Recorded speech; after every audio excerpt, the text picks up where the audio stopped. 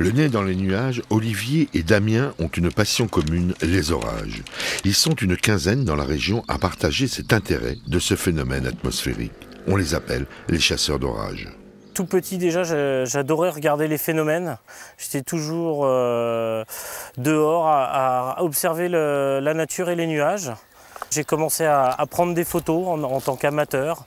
Et puis Internet est arrivé, et ce qui m'a permis de rencontrer des gens et de pouvoir chasser avec eux dans la nature. C'est la composition des nuages qui va déterminer l'endroit où l'orage va se former.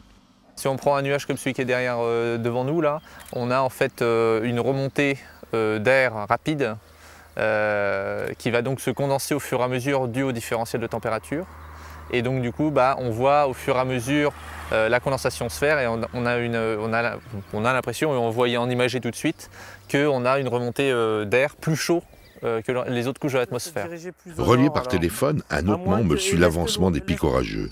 Il donne des indications de localisation à l'équipe de terrain. On va peut-être se diriger plus au nord alors. À moins que... Et l'Est Loiret, du côté de Montargis, par là? Il n'y a rien?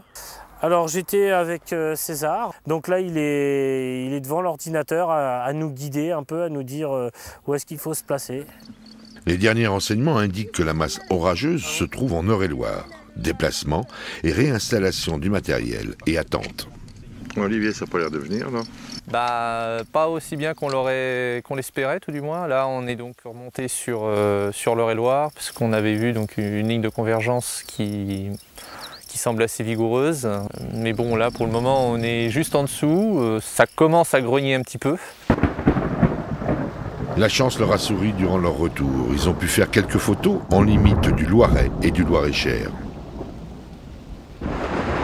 Cette activité demande beaucoup de précautions, comme ne pas se mettre sous un point haut ou sous un arbre, éviter les lignes à haute tension et par sécurité, ne pas partir seul.